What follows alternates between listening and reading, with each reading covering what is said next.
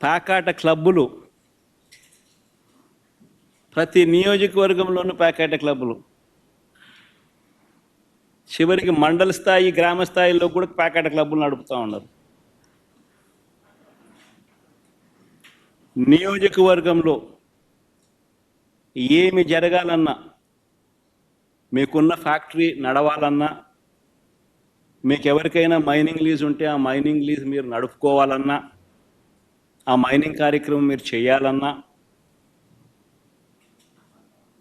ఏమి వ్యాపారం చేయాలన్నా కూడా ఎమ్మెల్యేకు దగ్గరికి వచ్చి అంతో ఇంతో ఇవ్వాలి. ఇస్తేనే పనులు జరిగేది, ఇస్తేనే పనులు చేసుకోవచ్చు. ఎమ్మెల్యే పెద్దబాబుకింత, చిన్నబాబుకింత, దత్తపుత్రునికింత, ఆయన సర్దితేనే నాకింత నీకింత అని సాఫీగా జరుగుతాయి.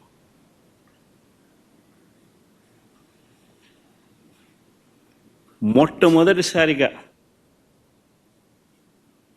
ఎంత దారుణమైన కరప్షన్ అంటే, కాంట్రాక్టర్లకు ఇచ్చే కార్యక్రమంలో, పనులు ఇచ్చే కార్యక్రమంలో మొబిలైజేషన్ అడ్వాన్స్ తీసుకొచ్చినారు. ఇంతకుముందు లేదు మొబిలైజేషన్ అడ్వాన్స్ ఇచ్చే కార్యక్రమం. పనులు చేసినప్పుడు, చేసిన తర్వాత బిల్లులు పెడితే ఆ బిల్లులు మాత్రమే డబ్బులు ఇచ్చే పరిస్థితి నుంచి, అలా కాదు, నువ్వు పనులు చేయకపోయినా పర్వాలా, నీకు అలాట్మెంట్లోనే 10% మొబిలైజేషన్ అడ్వాన్స్ ఇచ్చేస్తాము, అందులో 8% మాకు తిరిగి ఇచ్చేసేయి, 2% నువ్వు పెట్టుకో అని చెప్పి నీకింత నాకింత అని పంచుకుంటా ఉన్నారు. ఈరోజు జరుగుతూ ఉంది.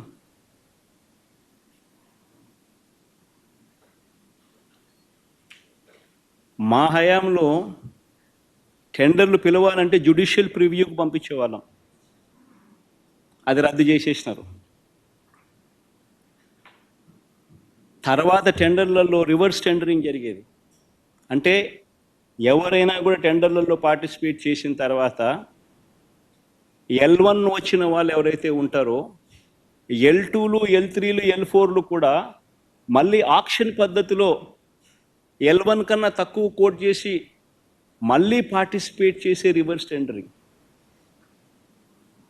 ఆ ప్రక్రియ తీసేసినాడు. తీసేసి మొబిలైజేషన్ అడ్వాన్స్ ఇస్తూ వర్కులు అలాట్ చేయడం, 10% మొబిలైజేషన్ అడ్వాన్స్ చేయడం, 8% ఈయన తీసుకోవడం, 2% కాంట్రాక్టర్కి ఇవ్వడం, ఇది జరుగుతా ఉంది.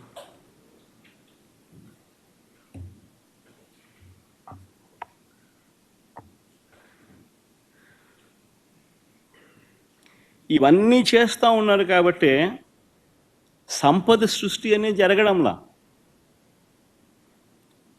రాష్ట్ర ప్రభుత్వం ఆదాయం ఆవిరవుతూ ఉంది.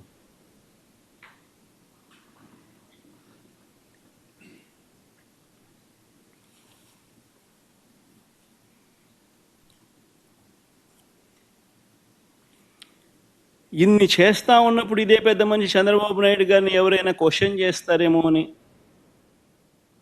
క్వశ్చన్ చేస్తే తీవ్ర పరిణామాలు వాళ్ళకు ఉంటాయి అని రెడ్ బుక్ రాజ్యాంగం నడిపిస్తూ ఉన్నారు. ఎవరైనా అడిగితే చాలు వాళ్ళను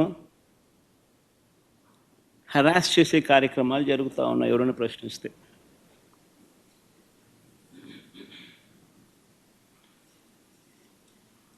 ఎవరైనా మా హామీలు ఏమైనాయని చెప్పి మన రాయచోటిలో చంద్రబాబు నాయుడు గారిని ప్రశ్నిస్తే చంద్రబాబు నాయుడు గారు ఏమన్నారు? సంపాదించే మార్గం ఏదైనా ఉంటే నా చెవిలో చెప్పు అన్నాడు.